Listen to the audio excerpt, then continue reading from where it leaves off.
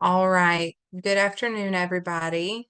My name is Kelly Talby. I'm the Director of Communications Development at Kentucky Voices for Health. We'll kind of talk slowly here for a second, let folks trickle in from the waiting room, but I'll go ahead and get started about who Thrive Kentucky is. For anyone who is unfamiliar with the Thrive Kentucky campaign, we are a coalition of policy advocates. Some of our logos you saw there on the first screen. And we want a Kentucky that utilizes a welcome mat approach. We feel that Kentuckians having their basic needs met is a human right, and be it healthcare, housing, transportation, food, you name it, you should have access to affordable, equitable care, all the public assistance programs you are eligible for, and without stigma, judgment, or penalty. On the next slide here, you'll see some of those steering committee members that were logoed on the opening screen. And then just for some housekeeping, we want this to be as engaging and as beneficial to you as it is to us. So please, as you think of questions, put them in the chat or comments. If you have lived experiences, anything that would be useful to the conversation, by asking your questions in live time, we're able to answer them on the fly and everyone get to benefit from hearing the answer. Also, continuing education units is a big part of today. We know that there's a lot of certified community health workers, social workers in the room. Filling out that evaluation at the that you will receive in a follow-up email from Alex is very important for us to get those to you. And anyone who is here that's a targeted case manager, licensed psychologist, others that have the ability to self-report their continuing education, let us know because we can work with you and make sure that you also get that CE certificate. And to answer any questions, yes, everything you receive in here today will be sent to you in a follow-up email. And the next slide, Alex. This is a thank you to our sponsors, many of whom are represented in the room.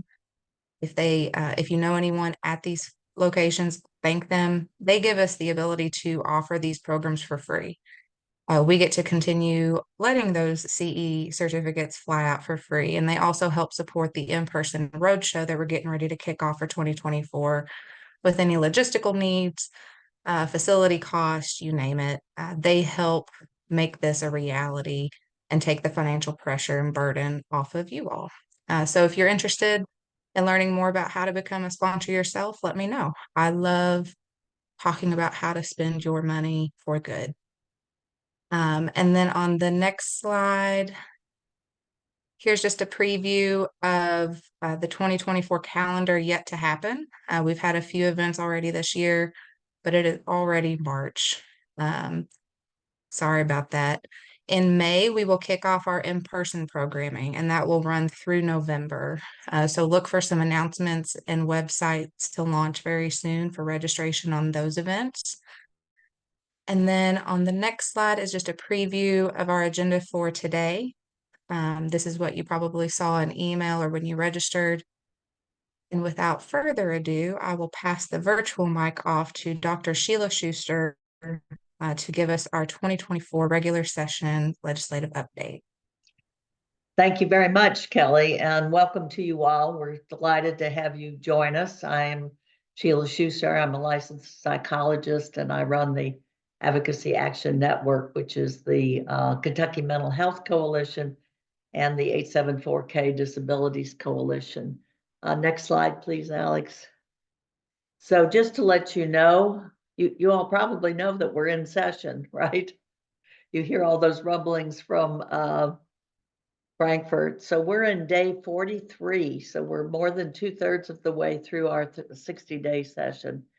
And the Constitution requires that the session end on April 15th. The important thing that happens in the biennial 2-year session is the budget, and that's House Bill 6 is the main budget, and it has been passed by the House and it is awaiting action in the Senate. There's not been a whole lot of discussion so far, but the rumors are circulating in Frankfurt that we're going to see the Senate version of that budget probably end of this week or sometime next week. So in a 60-day session, we typically have 1,000 bills. They've been very prolific this year. So our filing deadline just passed last week, and hundreds of new bills were filed. You've heard the expression, drinking out of a fire hose. That's what it felt like as we're trying to look at every new bill that's been filed.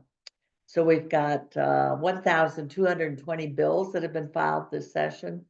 Only 3 bills have been sent to the governor. That means only 3 bills have passed both the House and the Senate and have gone over to the governor's desk. So we've got a lot more to get through.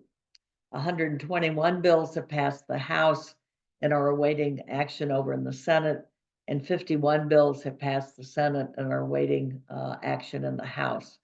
For those of you who have been around Frankfort for a while, you sometimes see at this point in the session a little bit of a chicken game between the House and the Senate, where they're waiting for the other to blink. So it's almost like, I'm not going to take up any of your bills until you start taking up some of my bills. And, so we'll see how quickly the House starts moving the Senate bills and how quickly the Senate starts moving the House bills.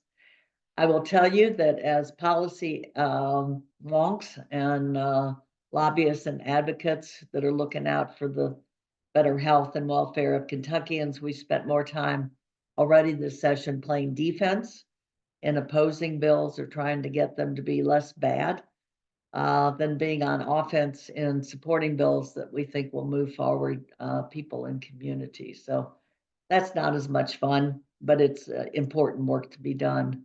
Alex? So a little bit on the budget, and then my good friend Dustin Pugel will tell you more about it. But basically, the budget was passed on party lines, allocated $1.3 billion less than what was available to spend. If you've been on our webinars in the past, you've heard from our friends at Kentucky KY Policy that we have more money to spend this biennium than we've ever had. And the legislature is kind of prone to socking it away in the rainy day fund. And we've heard from many, many Kentuckians that the rainy days have come. We certainly have heard it from Eastern Kentucky, where they're still without homes in Eastern Kentucky due to the floods there. So the rainy day fund has gone from 3.7 to 5.2 billion, which is a third of our total budget. And we would like to see the legislature allocating more of that to meet people's needs. So what are some things that we see in the budget? It cut Medicaid spending in the first year, which was, we think, not a good thing. It cut personnel in all of state government. It failed to allocate funding for teacher raises, and you're going to hear a lot about that. The House decided that instead of putting in an across-the-board teacher raise, which the governor had proposed, they would just give money to the school districts and let them kind of figure out how to do it. It underfunded the SEEK formula, which is the per pupil formula compared to historic levels. Did not give state retirees a cost of living adjustment, and it did not fund a housing trust fund.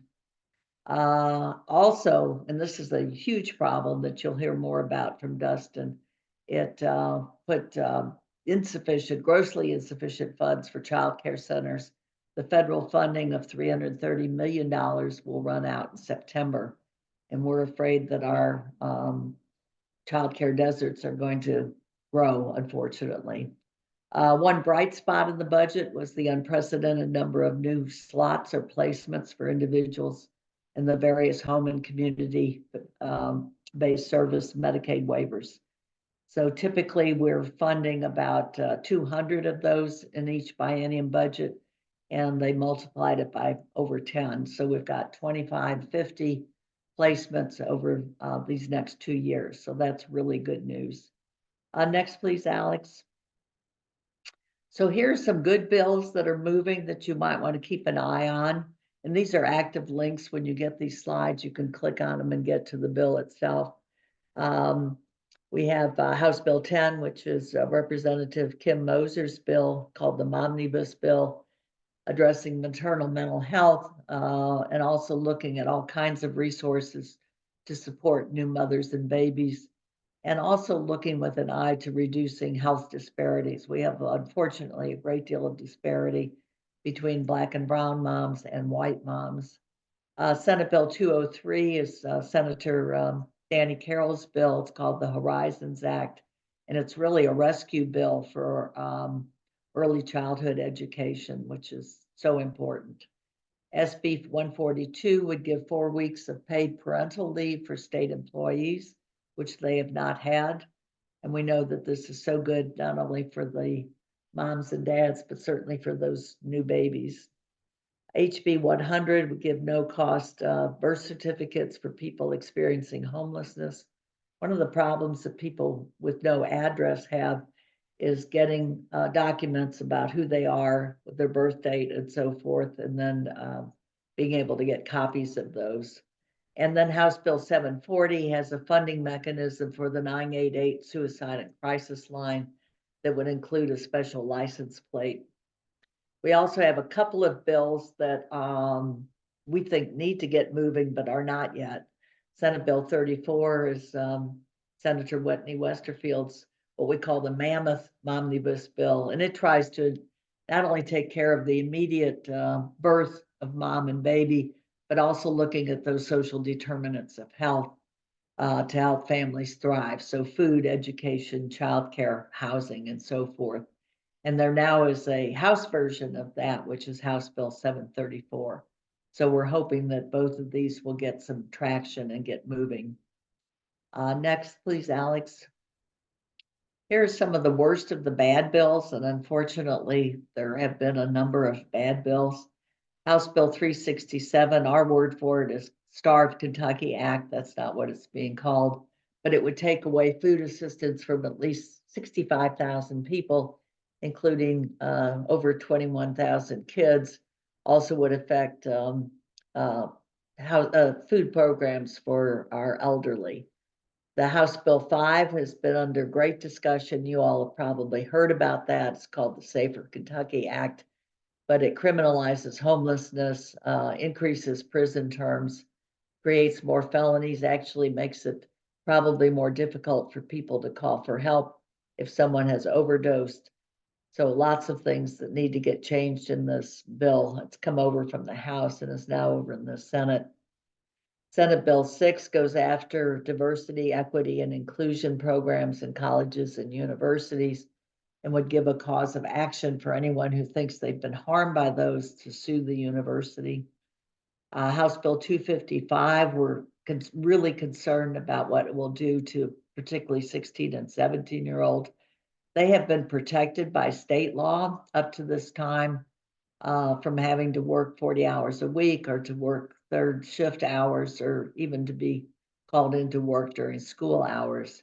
But this would weaken all of those protections. And we're afraid that particularly kids that are vulnerable in terms of their being from low income families and seeing that their families need their earnings, that they will drop out of school and go to work almost full time before they're ready. House Bill 500 takes away guaranteed lunch breaks, 10-minute rest periods, and seventh day overtime. Does not guarantee minimum wage for travel between job sites. It's really a blow to our workers, and which is interesting because so many of the majority party complain that we don't have enough people participating in the workforce, and yet they go after the very things that workers need. House Bill 18 preempts local governments like Louisville and Lexington that have ordinances for this not to happen, but it overrides that and says that landlords can reject people who are seeking an apartment with federal housing assistance or vouchers. So this is not just HUD vouchers, but also vouchers that are given to retired military, that are given to victims of domestic violence and so forth. And then we mentioned the SB 6, the anti-DEI bill. So there's some bad, that's why we've been playing defense so much. Alex, next, please. So just a reminder that we created this accessibility guide with the Advocacy Action Network and Kentucky Voices for Health, and it's available through the link here. it tells you everything from where to park and what kind of ID you need and where rooms are and how to access documents and so forth. So we hope that you will use it. And remember, your go-to website for everything about the legislature is www.legislature.ky.gov. And I think last slide, please, Alex. Just remember that you have a voice, and it's very important for you to be exercising your voice. And you're going to have two opportunities this year to vote. We have a primary election on May 21st, and then a general election on November 5th. This is our legislative election year, so all 100 House seats could have been on the ballot. There's about 44 contested House seats that will be on the ballot, and 19 of the 38 Senate seats could have been on the ballot, and there's probably about half those. It's also the congressional elections, and then you're probably going to have some local elections. So your go-to is govote.ky.gov to check your registration and polling information and so forth. And lastly, just remember that elections have consequences. So if you want to be a part of the democracy and influence the legislature, remember to use your voice. Call the 1-800 number, 1-800-372-7181, and also to remember to vote. And I'm going to turn it over to Dustin to talk about childcare. Thank you all. All right, thanks, Dr. Schuster. I am excited to talk a little bit about childcare. It's an issue that has already come up, and for good reason. We're going to get into exactly what's going on with the industry, but just suffice to say, this has been a really important topic this General Assembly session. So let's move on to the next slide. So this will not come as a surprise to folks, but there's not enough childcare to go around in Kentucky. We have about 163,000 spots for childcare, but we have over 260,000 kids aged 0 to 4.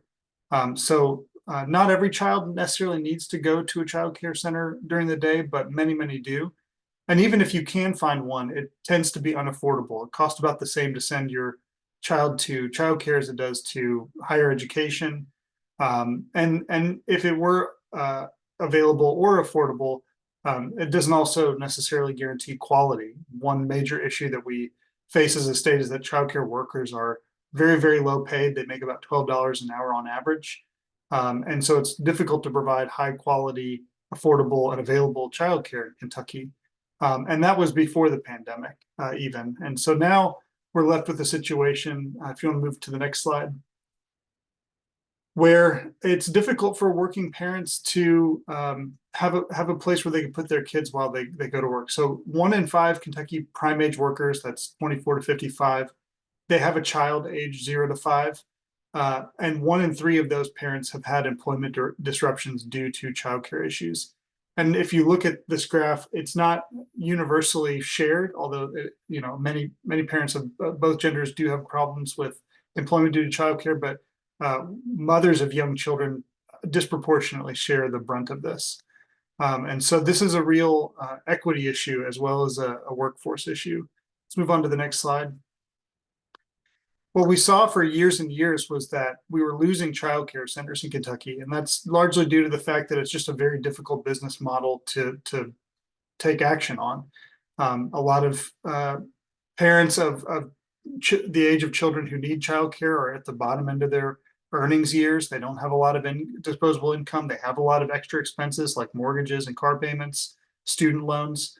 And yet it's really difficult for childcare centers then to charge enough to be able to pay their folks. So childcare centers were closing since 2012. And what we found was that when the pandemic hit, Congress invested over $1 billion in Kentucky's childcare industry to the tune of about $330 million a year. And that essentially just stabilized the industry. That didn't make us better off. It just made sure that we weren't continuing to lose childcare centers. That money was spent largely through stabilization payments, direct payments being made to childcare centers based off the number of kids that they had, and then also through improvements through an existing federal funding stream called CCDBG. And this was to increase the income eligibility limit for participation in the Child Care Assistance Program. higher reimbursement rates to the centers that would accept kids who are on CCAP. It allowed almost 6,000 kids of childcare workers to go to their childcare center with them, and that center would get paid for that care. It would also included funds to improve our childcare desert situation by starting up new childcare centers, and it improved quality by allowing childcare workers to get degrees in early childhood education, as well as offsetting the cost of doing background checks for childcare centers who are hiring new employees. It's been a really good program, and it really helped not only stop the slide of the closure of childcare centers in Kentucky, but improve quality and affordability. So let's move on to the next slide. Unfortunately, that money is coming to an end. We're racing toward a cliff right now. The sustainability payments, that larger chunk, actually ran out in December, and childcare centers have not gotten a new one this year. In fact, March is the month that they would have received another one because those payments were quarterly, but they're not going to get one right now because there was no extra money for that. The extra funds for childcare assistance and quality improvements, those run out this September. So we're facing a $330 million annual fiscal cliff for our childcare centers. And while we knew this was happening, KVH and KY Policy were interested to hear directly from childcare centers about what that would mean for them. So let's move on to the next slide. We sent out a survey to all 2,000 childcare providers, and we heard back from 770 of them. That's about 40% of childcare capacity statewide. They came from 117 counties across the state, and they cared for kids of all ages. And what they told us, if we want to move on to the next slide, is that first of all, they're already facing understaffing issues. So about 4 in 10 said they don't have enough staff to be able to care for the number of kids that they need. They told us about thousands of families on waiting lists and tens of thousands of more children that they could care for if they were fully staffed. What they also told us was that their staff's wages are being propped up right now by this extra federal funding. They were using this swell of extra funding to make sure they could pay their staff better. And we saw this not only from our survey, but also from larger data sources that said childcare workers are indeed earning more now than they were a couple years ago, even after accounting for unusually high inflation in recent years. So it made a big difference in ensuring that they could attract and retain a qualified workforce. So let's move to the next slide. What they also told us was that that money was necessary during the pandemic, that almost 6 in 10 would have closed their doors had it not been for the stabilization payments and the extra funding. It was a really meaningful support to childcare centers, and we would have been in a much more dire situation had we not had that funding. So let's move on to the next slide. And finally, we asked, well, what's going to happen if and when that money runs out and there's no more funding behind it to support it? And overwhelmingly, the first response was, well, we're going to have to raise tuition. And remember, tuition's already unaffordable. About half of families pay 20% or more of their income on childcare, families who have children in childcare at least. So that's already, step one for childcare centers. Step two is that they were going to cut already meager wages. We heard from one childcare center director that they were going to have to go back to paying themselves $11 an hour. So it's a really devastating blow to the wages, which many childcare centers said, well, we're not going to be able to keep the staff we have if they are not being paid what they are now. And so many said that they were probably going to lose staff or have to lay staff off. And finally, 1 in 4 childcare providers said that the most likely or next to most likely scenario was that they were going to have to close their doors altogether. That's about a quarter of the state's capacity that we could lose if we don't support them with extra federal funding. So let's move on to the next slide. So as Dr. Schuster mentioned earlier, the House passed their version of the budget. When we cracked it open to look to see what they provided for childcare, we saw that they did include a significant amount of money for keeping the reimbursement rates higher for childcare centers who are accepting kids with CCAP, the Child Care Assistance Program. But they didn't include that large set of stabilization payments or anything like it. They didn't include ensuring that childcare workers could bring their kids to work and that center get paid for that care. They didn't include increased CCAP income eligibility levels, so income would decrease The income eligibility level will decrease, kicking a lot of families off of CCAP if that goes through. They didn't improve quality through things like enrollment-based reimbursements, through early childhood educators, scholarships. They didn't help by increasing or decreasing our childcare deserts through startup grants, and several other things. So there's a lot missing from the budget that really helped keep the childcare center sector afloat, and we're really concerned about what that would mean. So let's move on to the next slide. There is money, though. There's enough money to be able to provide for this. And just to make a comparison about what our current investments look like in childcare, we spend about 20 times less per child for childcare in Kentucky than we do for K through 12 education. And yet we know that 90% of brain development happens while kids are in childcare age. The rest of their brain development happens during the rest of their life. So it's money that is well spent, and we're not spending enough. And I think there's plenty of room to go before we're sufficiently supporting that sector. So let's move on to the next slide. The budget is currently in the Senate. So if this is a situation that is concerning to you, that you want to be heard on, I encourage folks to reach out to either Senator Christian McDaniel or Vice Chair Amanda Mays-Bledsoe. Even better, if your state senator is on the A&R committee, please reach out to them. This is an incredibly important topic. The childcare sector is the industry that supports all other industries. And so if we're not supporting childcare, then we're really harming all of us. All right, so let's move on to a new section. Typically, we like to start with a little overview of kind of where we are as an economy, what's going on with the way we pay for all of these things that we care about, and then I'll talk a little bit about the state budget. So let's move on to the next slide. I think folks may have noticed, but we're not in a recession right now, which is great. I think there were a lot of people who were projecting that we would be. We were concerned about it a couple of years ago, but employment is really in a decent place compared to where we were just a couple of years ago. So we've had a really rapid recovery. Again, I think that's largely thanks to a lot of federal funding that came into the state, including the child care funding, but also things like boosted unemployment benefits and stimulus checks. We're now about 3.3% above where we were in February of 2020. So statewide, we're doing pretty well in terms of our job recovery. Let's move on to the next slide, though. But one thing that I don't hear pointed out a lot is that there are parts of the state that actually never recovered from the Great Recession from 2007. So if you look at this map, this shows employment in 2007 compared to employment in 2022.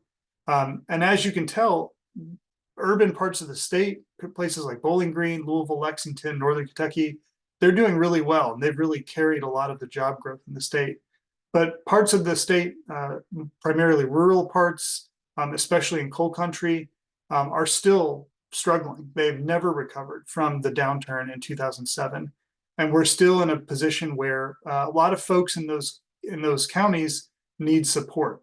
We're going to hear about a bill later that really hurts counties like those in Eastern Kentucky and other rural parts of the state.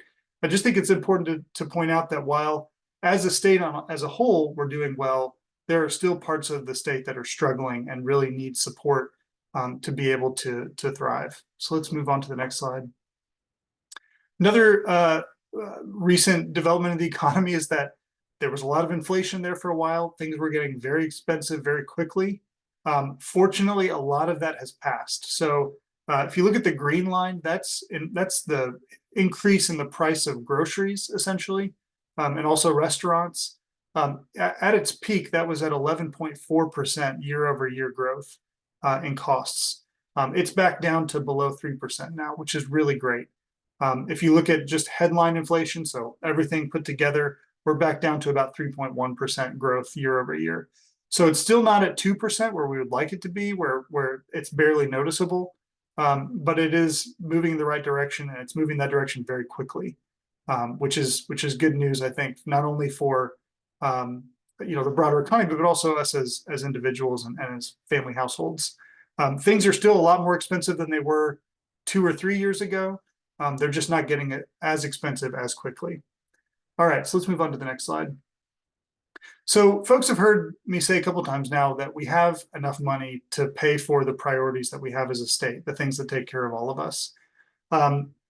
In recent years, there's been an effort to cut the income tax. And in order to cut the income tax, there has to be a certain amount of money, 10%, in our rainy day fund, our budget reserve trust fund.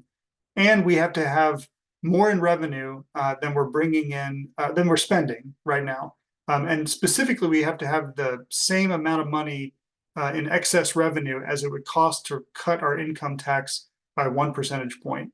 It's no coincidence that that amount of money is about $1.4 billion. And we've had a little over $1 billion extra each year for the last 4 fiscal years. So there's a lot of extra money for recurring needs that we could be spending, but we're choosing not to. Instead, and let's move on to the next slide. We've been putting that extra annual money into our budget reserve trust fund. So if you look at the blue bars there, that is how much we've had historically in the budget reserve trust fund. Experts recommend that the maximum you need in your budget reserve trust fund is about 15%. Currently, we have about 24% in our budget reserve trust fund. If the General Assembly continues to do what they call continuation budgeting, next year we could have as much as 36% in the budget reserve trust fund. And that would only go up because, again, they're underspending every year on how much money they actually put into the budgetary needs that we have as a state. So there's both money on a recurring basis and money for one-time needs right now that we could use for things that we care about. So let's move on to the next slide.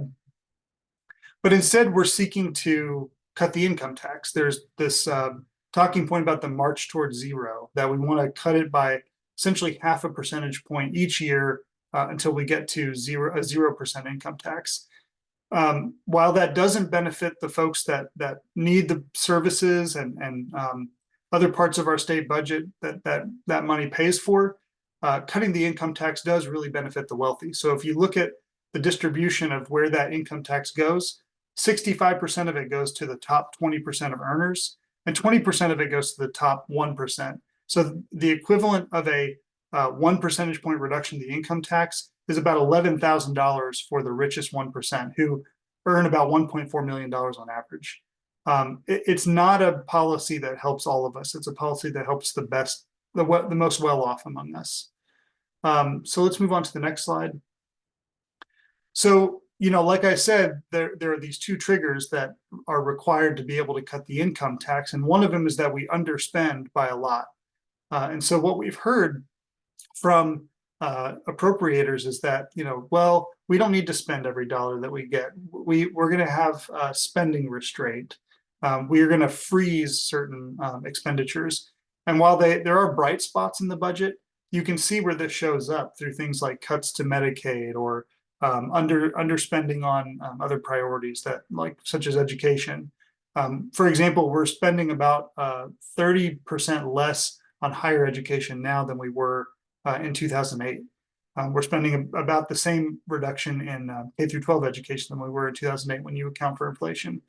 So, I think there's a good argument that we don't need to be using that money to spend on tax cuts. We need to be using that money on things that we care about. So let's move on to the next slide. Dr. Schuster did a good job giving the highlights, and I dropped a link in the chat earlier about kind of where the House left off. But some questions that we're going to be asking when the Senate budget comes out that I thought might be useful for you all to see as well is essentially how much money will they leave on the table again this year? Will they return the first year of the Medicaid budget to full funding? Right now, they're cutting it by over $100 million, which when you factor in the reduction in the federal match for that, it's closer to $1 billion less in Medicaid, which we can't sustain without cutting services and some other things. How much will the childcare sector get? So that we know that there's a need for $330 million. Danny Carroll has filed a bill that Dr. Schuster mentioned called the Horizons Act. It seeks to spend about $150 million a year, and that's really what's needed to be able to support the policies that he's suggesting in that bill. So are they going to give him that full price tag? That's a big outstanding question.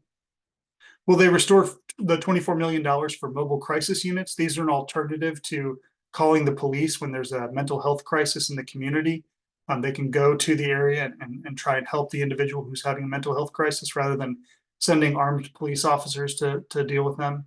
Will the Senate continue to fund the 2,550 new Medicaid waiver spots, which are a real need and a real bright spot in the House budget?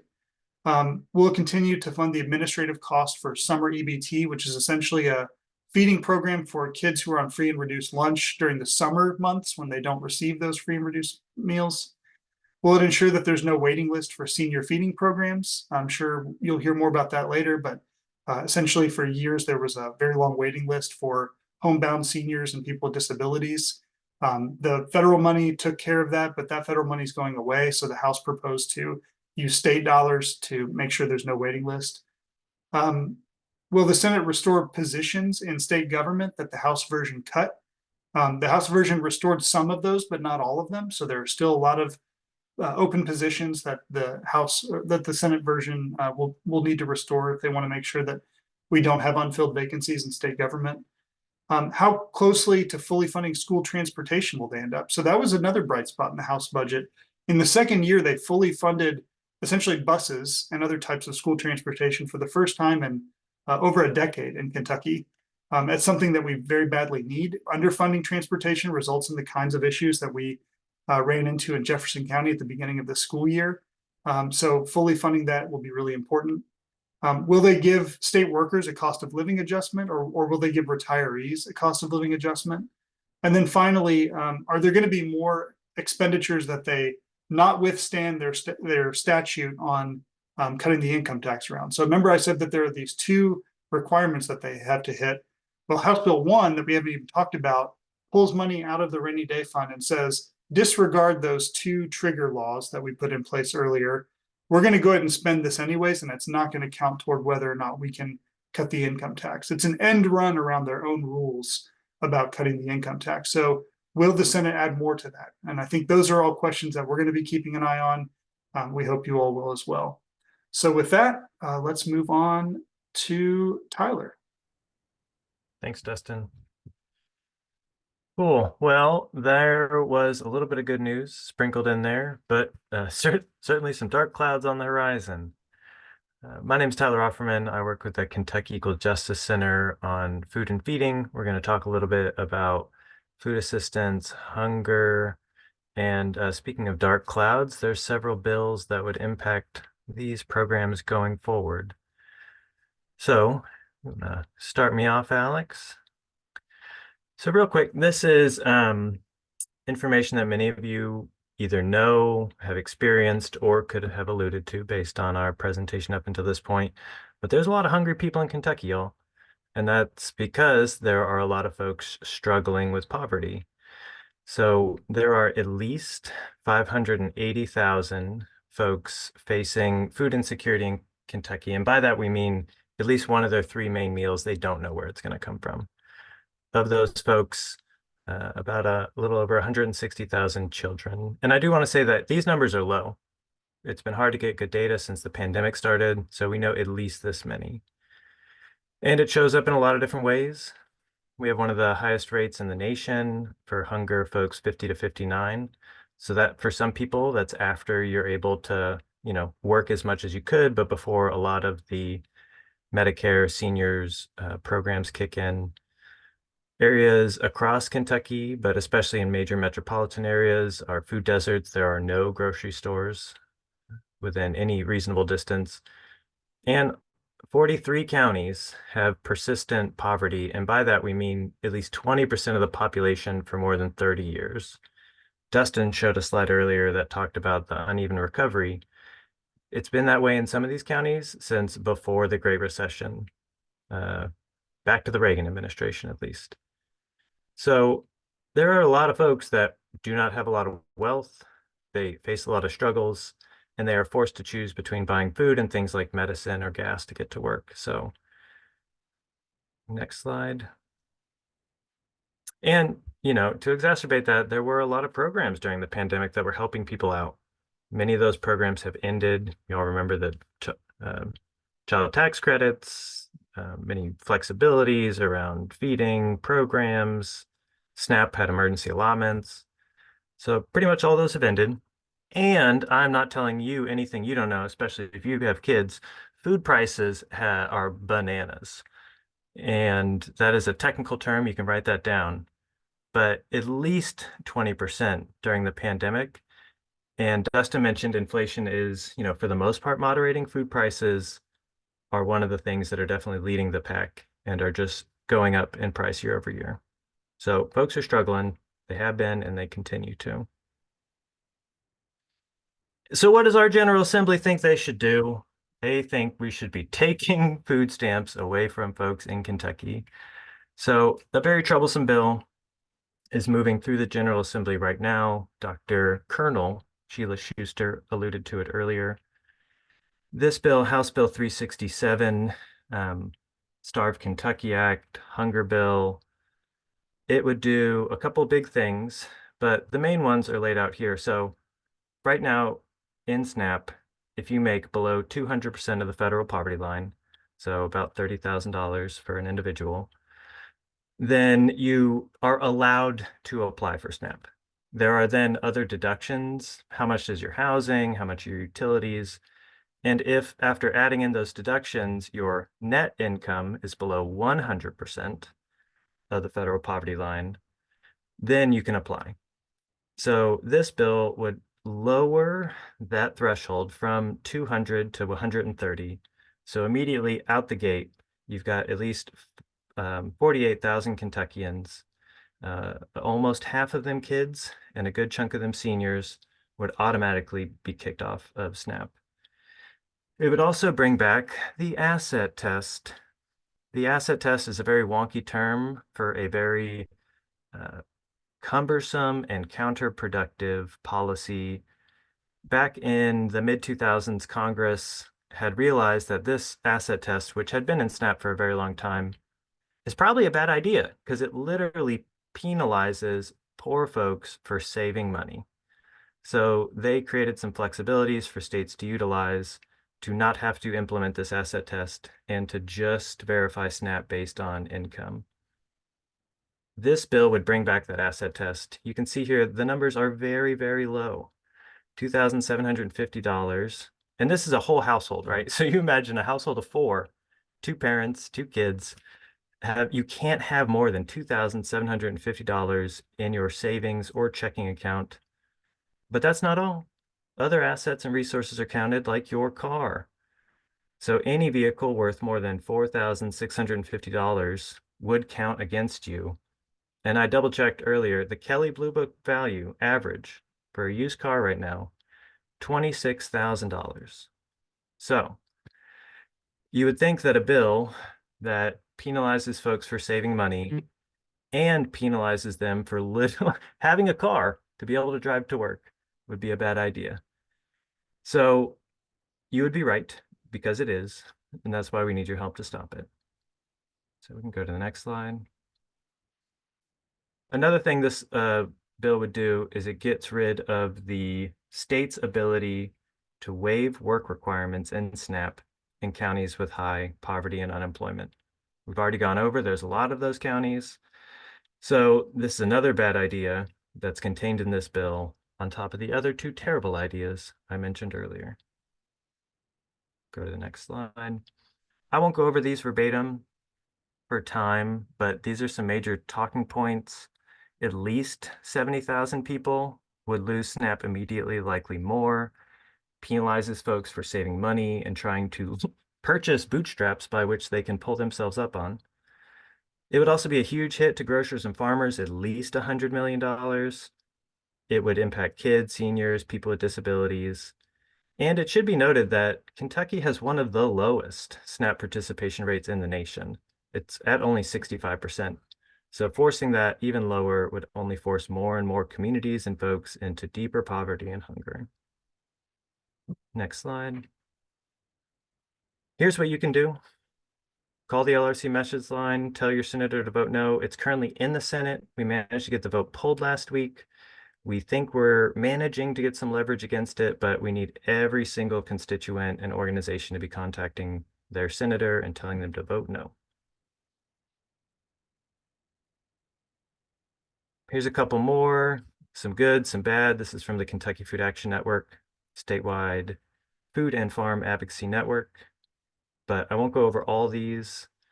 Just know that there's a couple other that we're keeping our eyes on.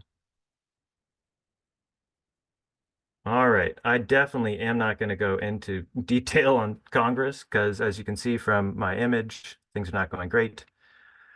But if you want to click next, Alex, maybe crisis averted. It looks like the fourth or fifth shutdown fight we've had over the last couple months may have been averted. There are some bills moving through. It looks like some of the food and feeding priorities, like fully funding WIC, fending off bad policies around SNAP, seem to have all been included. Who knows? We'll see what happens, but at least for the moment, Congress seems to be able to solve their own self-inflicted crisis. So we can go.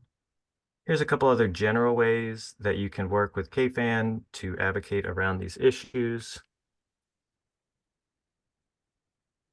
All right, this one is mostly just here to exist, so folks know the major food and feeding programs. But I thought it would be important to point out, we were talking about House Bill 367. Right now, the gross income limit is right there at the top. That bill would force it down to, if you go down to the National School Lunch Program, the same level there. So we're going from about 30,000 to about 20,000 per individual, but for a family, it's about the difference of 62 to 40,000. So you would have to be a two-person household making less than $40,000, two worker household with two kids, and be making less than 40,000 to qualify for food stamps if that bill passed. So very bad. Go to the next one. And here's just a little bit that we have in here about the program, some of the feeding programs. SNAP, again, really important. A lot of folks are using it, over $1 billion coming into our economy. And we have a lot of people who are eligible that aren't enrolling. Next slide. Here's a little bit more about those work requirements. Hopefully we can fend off that bill so those counties can still be exempted, but there's a great one-pager that we'll send out that has more information about that. All right, normally I go into this a little bit more, but for the sake of time, I'll just say fraud in SNAP is not as bad as people say. 0.25% of folks that utilize SNAP are accused of fraud. The real fraud we should be looking at are these organized crime rings that are trying to steal people's EBT dollars, which unfortunately is becoming a problem across the nation and here in Kentucky. So if you know of anyone, make sure they call that number or reach out to your local legal aid office. And we can just skip through these. Here are some more programs, links, senior meals, WIC, several farmers market programs. Just want to make sure that you have access to all the other feeding programs that you need. And without further ado, the one, the only, the preeminent Dr. Colonel Sheila Schuster. Thank you, Tyler, and I'm back again. Let's go to the next slide, please, Alex. So waivers are the way that you get around or you add to, I guess is a better way of putting it, what is already in traditional Medicaid. So for years, we have advocated, for over 20 years, we've advocated for Medicaid to provide supported housing and supported employment for those Kentuckians with a severe mental illness. And we're talking here about schizophrenia, bipolar disorder, those kinds of things. And I'm happy to say we're very close to seeing it happen. The public comment period about the proposed state plan amendment has just closed. And what will happen now is that Medicaid, our Kentucky Medicaid, will review the comments and make changes, we think, in the proposed plan, and then send it on to the Center for Medicaid and Medicare Services in DC for approval. It will provide new services for not only Kentuckians with severe mental illness, but also those with substance use disorders. So we had nearly 100 individuals and organizations that submitted comments, and those were so important. Another population that's going to get a Medicaid waiver that is already at CMS for their review are people that are incarcerated who have a substance use disorder or actually a mental health disorder. So typically Medicaid has to suspend its coverage when a person is in prison or jail, but this new waiver would allow people with substance use disorders to get treatment while they are incarcerated, and then to have what we call a warm handoff into community programs. So we're hoping that more and more people will get well on the road to recovery at the time that they re-enter society. And we're very excited. We've been working for 5 years with our Medicaid department to get this going. So two really important things coming soon. Next, please, Alex. So I mentioned before that we have more slots or more placements allocated, these Medicaid waivers. You may have heard of them. They include the Michelle P. waiver, the Supports for Community Living or SCL waiver, the Home and Community-Based waiver, HCB, and then there are two acquired brain injury waivers. So we have over 12,000 people that are on waiting lists. They've been there for years. And we started a big push, because if we went at the usual rate, it would take between 22 and 168 years to accommodate all those people waiting to get to these services. So we're very excited. And I would ask you all, if you know anyone who has a disability, whether they're getting a Medicaid waiver or whether they're waiting for one, to call your senator and ask them to keep the HCB waiver funding in the budget. Remember, it's 1-800-372-7181, such an important number for you to call. Thank you for doing that. Next, please. So I mentioned House Bill 10 as a good bill that we're following. House Bill 36 and Senate Bill 2 are bills that are aiming to increase mental health focus in schools. We know that our students are still continuing to suffer from the post-pandemic anxiety and depression, and we need to do more to build their resiliency and well-being. Senate Bill 34 also has funding for the first 2 years of the HCB waiting list. And then House Bill 56 and Senate Bill 113 both aim at increasing the availability of licensed mental health professionals in Kentucky. We mentioned House Bill 5, which is the Safer Kentucky Act, as being problematic, and certainly problematic for people with behavioral health disorders. Another one is House Bill 49 that would allow any provider or healthcare facility or an insurer to deny services based on their conscience or moral beliefs. And we believe that this will increase discrimination against people on the basis of the color of their skin or their religion or their sexual orientation, things that are unrelated to should be unrelated to their ability to get medical care. And then we have a number of anti-DEI bills out there. Senate Bill 6 is the one that's moving. Senate Bill 93 also would ban trauma-informed practices in the schools, which makes no sense. And House Bill 9 also would remove the diversion, equity, and inclusion programs. We're seeing this in other states, and it's having a really detrimental effect to anyone who feels like they're out of the mainstream, again, on the basis of the color of their skin, whether they have a disability or not, their religion, those kinds of things. We need to be more inclusive and not exclusive. Next, please. So unfortunately, Kentucky continues to struggle with suicide rates. In the period of 2016 to 2021, we lost about 4,500 Kentuckians. The most common means is by firearm. So if you are really concerned about someone who is thinking about harming themselves, ask them if they have a plan, because if they do have a plan, then it's much, much more serious and you need to get immediate help for the person. The other thing you can do is to make sure that there's not a firearm available. What we know is that when someone is caught in the throes of that suicidal impulse that if they have a means of doing it, they will do it. If they don't, then very often that impulse will pass and they are more amenable to treatment. So we've seen increases in adolescents and college-age Black males, also in the over 55. The Courier Journal yesterday had a wonderful article about the stresses on our farmers. We're a rural state, we're an agricultural state, and there's a wonderful program called Raising Hope KY, and the link is there. And then LGBTQ youth are not, by virtue of their sexual orientation, are not necessarily prone to suicide risk, but because of the way they're treated, stigmatized and mistreated in society. So the Trevor Project is an excellent resource, and we have that for you there. Next, please, Alex.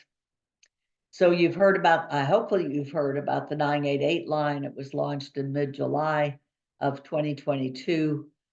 Kentucky is the first in the nation to have those calls largely answered locally by our 14 community mental health centers. So we're way ahead of some of the other states where your call is answered at a switchboard in New York or New Orleans or San Francisco.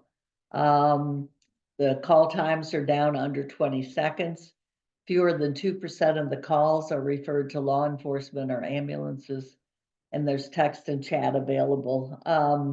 And you can push 3 if you call that line if you're an LGBTQ person or you have some questions about that to get to the Trevor Project. So remember 988 and call if you're in question. And let me turn it over to my friend Adrienne Bush. Thanks, Dr. Schuster. Hi, everyone. Adrienne Bush with the Homeless and Housing Coalition of Kentucky. Next slide. All right, so we have hit on House Bill 5 a couple of times in this call, and I'm going to go through some of the housing and homeless provisions contained therein. So the majority of the sections discussed are derived from the Cicero Institute, a group based in Austin, Texas, that was founded by a venture capitalist billionaire. And how do we know this? Because they have a website and they have model legislation on this website, and much of the language found on that website mirrors some of the sections that we'll talk about here in House Bill 5. So while the stated goal of the bill is to improve public safety and not necessarily address homelessness, it nonetheless will impact Kentuckians who are experiencing homelessness and housing insecurity. And at the bottom, we have an op-ed that was published in the Herald Leader, kind of correcting the record that was published last week on why bad policy is in all kinds of states, and we don't need it in ours. You can see the map on the right is from the Housing Not Handcuffs campaign, where they are tracking where Cicero is promulgating this harmful legislation. Next slide. All right, so House Bill 5, Section 17 bans street camping. And so what does that include? Tents, huts, temporary shelters and vehicles, cots, beds, sleeping bags, and hammocks. So basically anything you might need to help yourself be somewhat more comfortable while sleeping outdoors.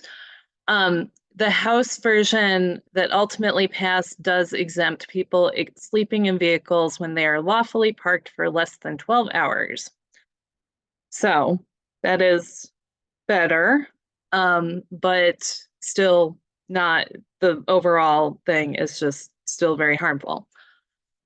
Where is street camping banned? It could be in a public or private street, sidewalk area, under bridge or underpass, path, park, or any other area designated for use by pedestrians or vehicles, etc., etc., when the area has not been designated for sleeping or camping and the individual lacks authorization to sleep or camp in the area. So lots of places, lots of things. And what does this result in? Criminal penalties. First offense is considered a violation, which would be a $250 fine. Second or more offense is Class B misdemeanor, also a $250 per fine, and up to 90 days in jail. Next slide. All right. Section 18 attempts to defund homeless assistance. This is what we know as of March 1st, which is when we were putting together the slides. So the initial version would have barred any federal or state funding for permanent supportive housing programs implementing housing first components, which has been a federal priority since the Bush administration. So going back a couple decades. The current version removes the word federal, and it amends the requirements on behavioral health and/or substance use rehabilitation to state that the programs must facilitate access to such services in order to receive funding. It also exempts any statutorily authorized programs. Currently, we only have two, to my knowledge. That would be the Affordable Housing Trust Fund and the Rural Housing Trust Fund, neither of which actually directly support permanent supportive housing in Kentucky. The bottom line is that this section is still unnecessary and grounded in misinformation about what actually causes unsheltered homelessness and housing insecurity, and that is the severe shortage of housing that we have in the state, particularly for low-income Kentuckians. Next slide. Section 19 authorizes local governments to create a designated camping zone with very, very minimal requirements, and it provides no funding to do so. And our objections are as follows. One, that camping sites are expensive, and for what a city could spend on a designated camping site, they might as well provide actual shelter, or even better yet, housing. And it also implies that it's a best practice intervention. We know it is not. It requires that they be placed in commercial or industrial zones away from any public areas, so away from services, service providers, connection to schools, etc. And already cities do not require explicit permission from the General Assembly to do this. Section 20 would require local governments, read law enforcement, to explicitly enforce the anti-homeless sections, and the Attorney General could bring suit if these local communities did not comply with the law. Next slide. Section 21 expands our stand your ground law to include people street camping as a justifiable defense in court for violence. While we already liberally interpret this clause, this further stigmatizes people experiencing homelessness as potentially violent criminals when all evidence indicates that people who are unsheltered are more likely to be victims of crime, not the perpetrators. Sections 10 and 11 further criminalize rental damages. So since 2021, Kentucky renters can be charged criminally for damages over $1,000, which is the current felony threshold. This bill moves the threshold back to $500. And the law as written and as proposed doesn't account for security deposits, which are running about $2,500, $3,000 anymore these days. And the provision conflicts with jurisdictions that have adopted the Uniform Residential Landlord-Tenant Act. And finally, again, in the theme you may have noticed by now, it further stigmatizes renters as potential criminals rather than valued members of our communities. Next slide. All right, House Bill 18. I am full of good news this afternoon. So housing vouchers and housing voucher discrimination prolongs homelessness, and it limits the participants' choice of where they want to live, which basically undermines the purpose and promise of housing vouchers as a tool to bridge the gap between rent and monthly income. And this is not a new idea. States and cities have been adopting such ordinances and laws since the 1980s, primarily to protect people who are veterans who have come back from serving their country and then experienced housing discrimination because they held a voucher from a combination of HUD and VA, the HUD VASH program. The current ordinances don't actually mandate all landlords to accept all housing voucher holders or, quote, force landlords to do business with the federal government. It just requires landlords to consider voucher holders as part of their standard screening process. So this bill went back and forth, and it was concurred in by the House last week. It has been sent to the governor for him to sign. We had 28 organizations who came together to request a veto from the governor's office. So we'll see what happens with that. Next slide. All right, this is a good bill. House Bill 100. It is simple, common sense. It is no cost birth certificates for people experiencing homelessness.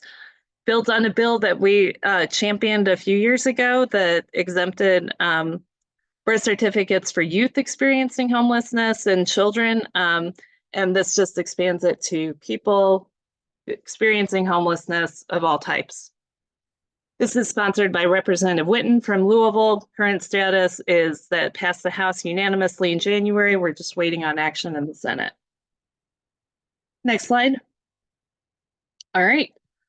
HCR 68. An HCR is a House concurrent resolution, and this one would establish a legislative housing task force.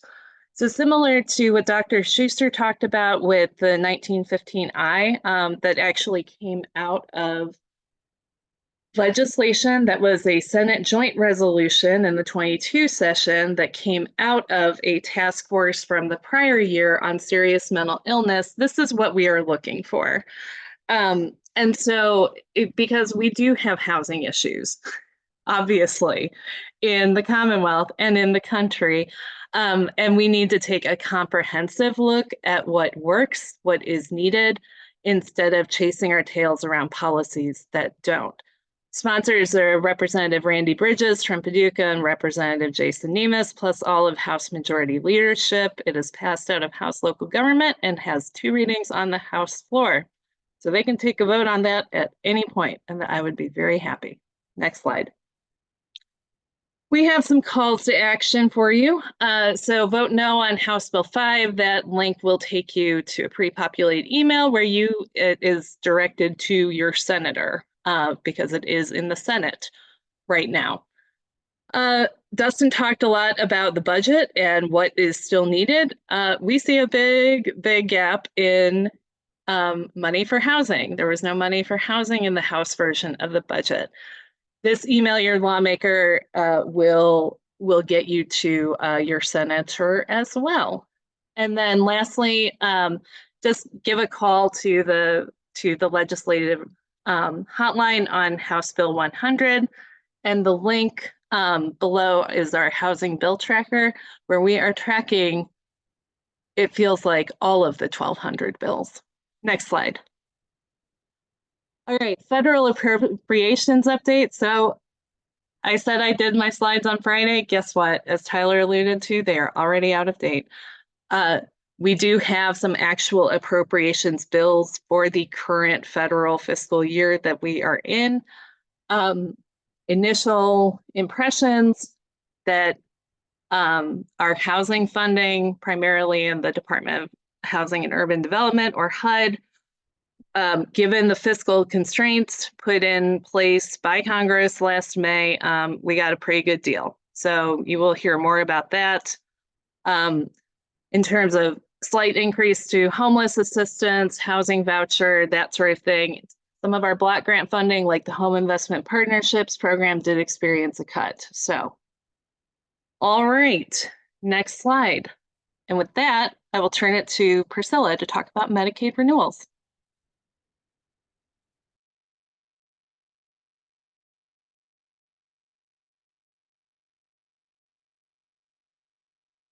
Priscilla, if you're talking, we can't hear you.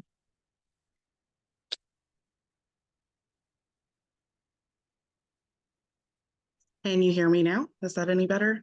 Yes. Okay. Hello, let's do take 2 on that. So hi, everyone. I'm Priscilla Easterling, the Director of Outreach and Enrollment for Kentucky Voices for Health. And so we're going to cover Medicaid renewals and special enrollment periods today. Next slide, please. Okay, so if you've been joining us, you know Medicaid renewals have been going on. They restarted last April 2023, and it's crazy to believe that we are already coming to the end of the first year. So we have March renewals and April, and it's a little fuzzy what the end of the renewals will actually look like, but we will be transitioning into the second year of renewals. And that just means that it's going to be more of a return to normal. So Medicaid renewals are an annual process. that everyone will have to go through. This first year was just the restart. It was especially complicated because they had not been going on for 3 years because of the pandemic. And so this first year, it was just turning the system back on, moving through those renewals, and now we're close to moving into it just being a regular annual occurrence. There's a big asterisk for children because children still won't start their renewals until September at the earliest. But for adults, we're wrapping up, we're moving into the last 2 months of that first year. So it's still very, very important to keep a lookout for notices from MCOs and from the state. They come in an envelope from the Cabinet for Health and Family Services. Open up those envelopes, read those notices. If you don't understand, if you don't know what to do, there are sisters who are available, connectors are available in all 120 counties. So please do not hesitate to reach out. If you have a client who's been trying to go through that renewal process but is running into any sort of problem whatsoever, reach out to a connector because they can help walk them through the entire process, help them upload documents, and just make sure that they stay enrolled in Medicaid if they're eligible, or get connected to other coverage if they're no longer eligible for Medicaid. So you can always check your renewal dates in the system on the Connect portal. You can call the Connect hotline. You can meet with a connector in person, or you can always talk to a provider and check the KY Health Net portal. It's super important to make sure that you engage in that process. So next slide. Speaking of the envelope, in that envelope is going to be one of these 3 notices. For this first batch, the notice of eligibility, it's usually a notice saying, hey, you are still eligible for Medicaid. Here's your next date, your coverage end date. They renew you for 12 months at a time.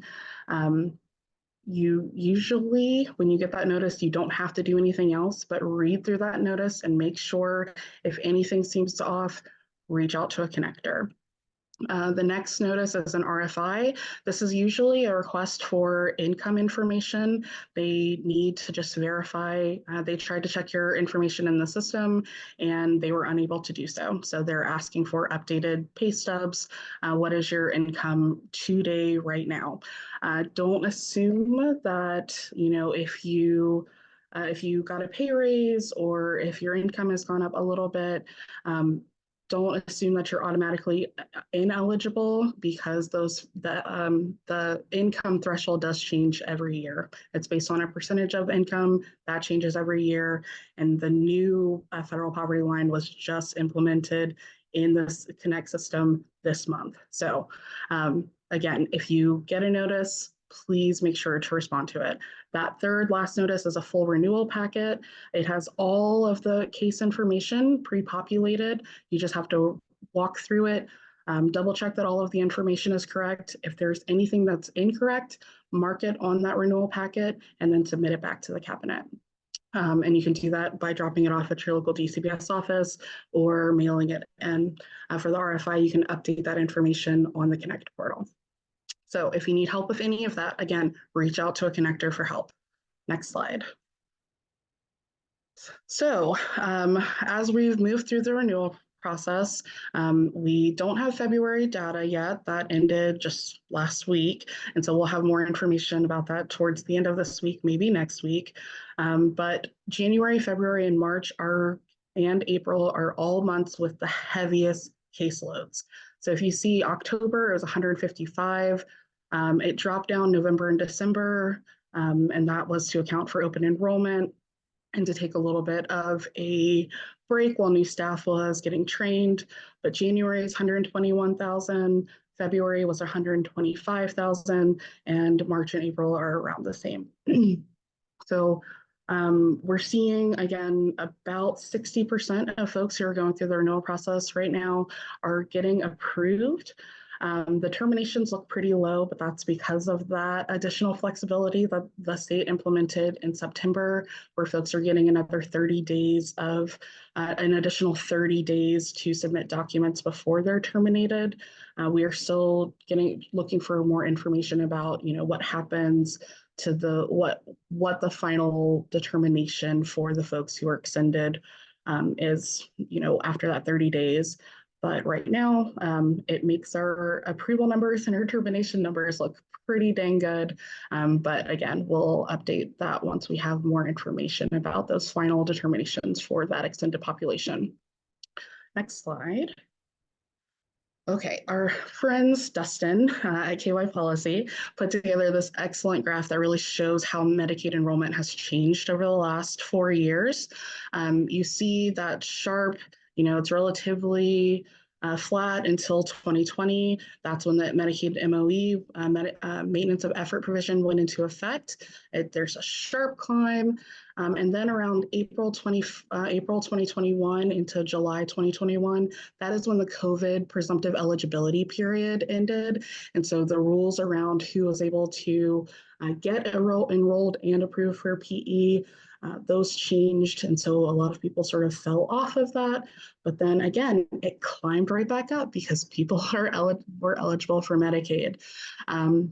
Those renewals, that continued until April 2023, and then that's when those renewals started, and folks, that's when the rules returned to normal about eligibility, income, and any sort of changes that could impact eligibility. And so folks have been slowly losing coverage since April 2023, and we'll see it continuing to drop down over the next couple of months, probably a little bit more sharply, but it seems to have leveled out quite a bit over the last few months. So that looks good.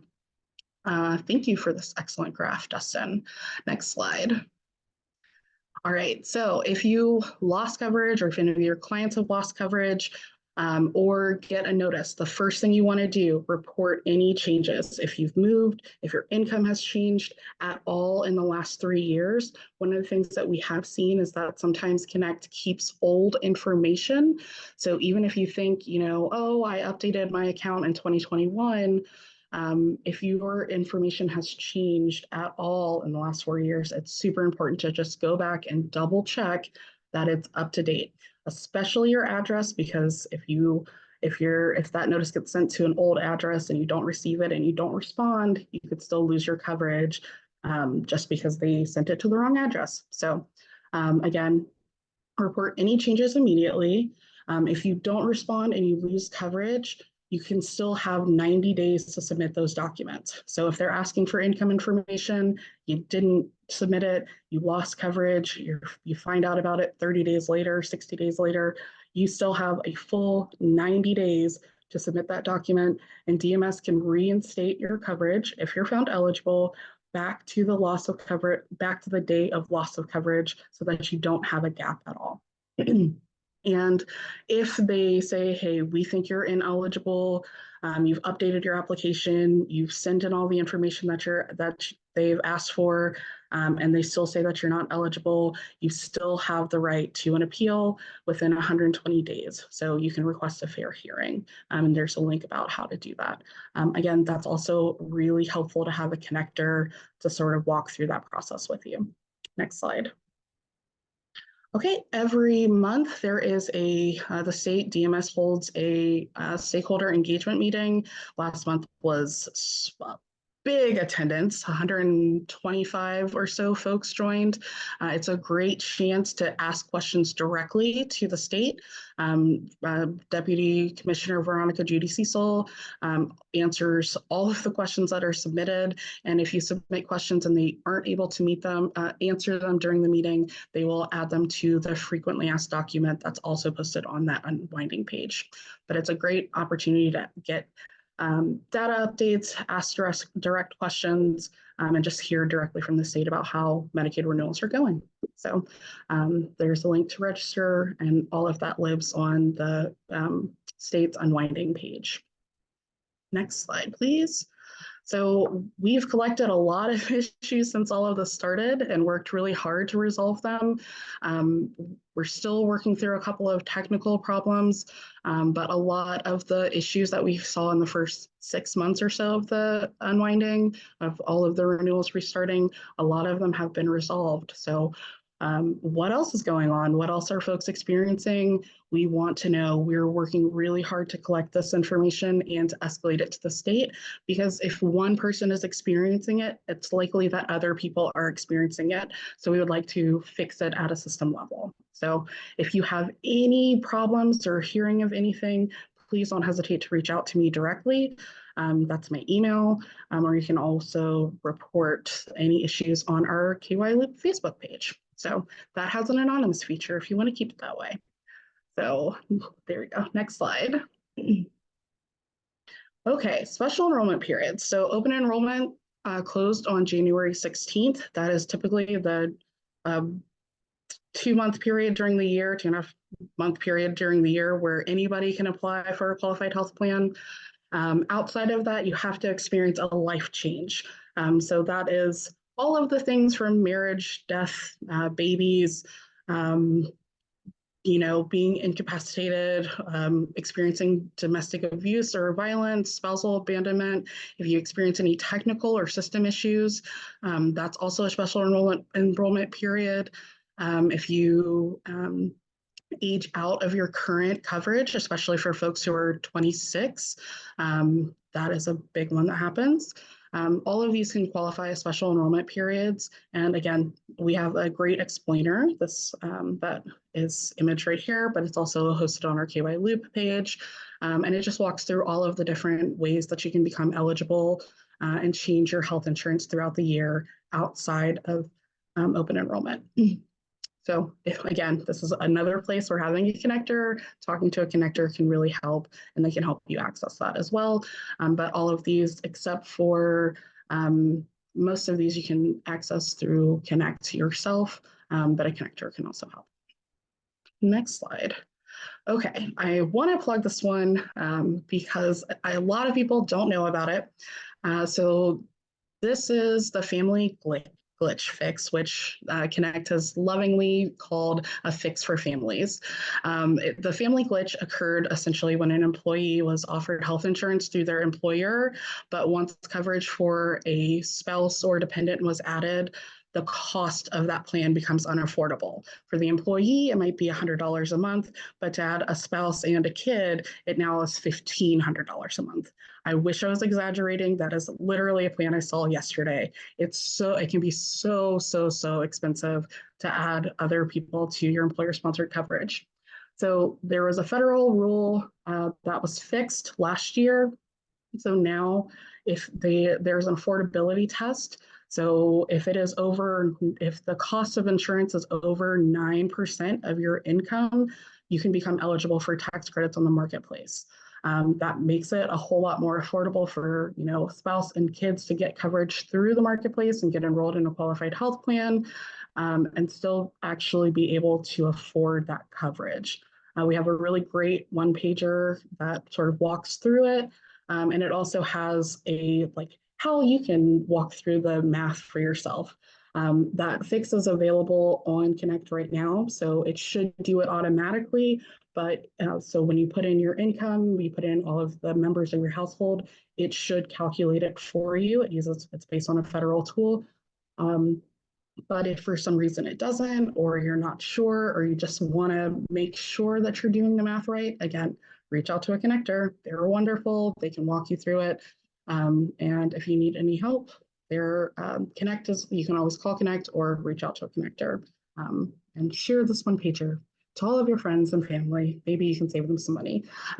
We just heard a story about an employer who was offering coverage to their employees and their spouse and dependent coverage, and they stopped offering that coverage for the dependent, and they were able to save $500 a month just by going through the marketplace. So it really can save families a lot of money if just being able to get coverage through the marketplace and be eligible for tax credits. All right, next slide. And then the last request, so there is a grant opportunity for Medicaid school-based service delivery. It all starts with the state is applying for a grant for the implementation, enhancement, and expansion of Medicaid and CHIP school-based services.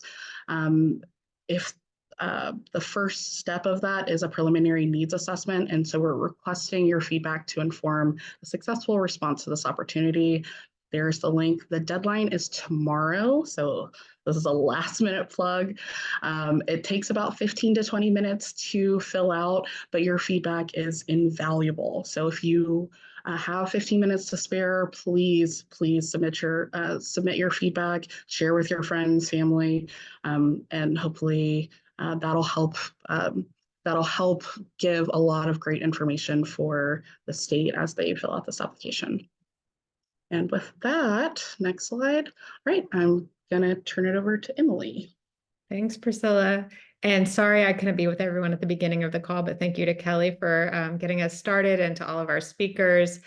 Just a few updates really before we wrap up today. Of course, you're going to be getting the slides and the recording in a follow-up email. If you are here interested in CEUs for today's webinar, there's going to be more information about that in the follow-up email as well.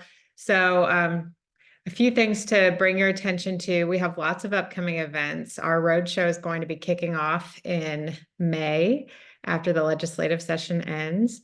And so you will get more details about that as we get our locations firmed up and registration. Here's some other opportunities for various trainings, events, education. We can go to the next slide.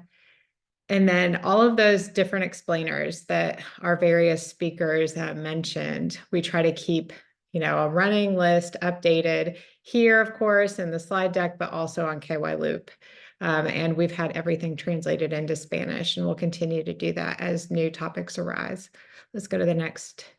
I won't go over this, but if you're interested in being part of the Immunize Kentucky Coalition, please join. There's information there.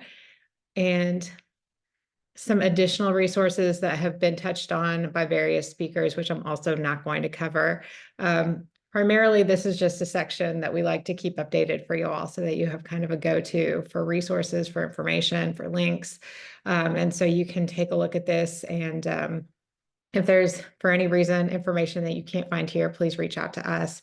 At the end of the slide deck, you'll see our contact information, and also more information about those CEUs again. But like I said, you'll be getting that follow-up email, the link, which you can, of course, go to here or in your email to complete the evaluation, and that starts the process for CEUs.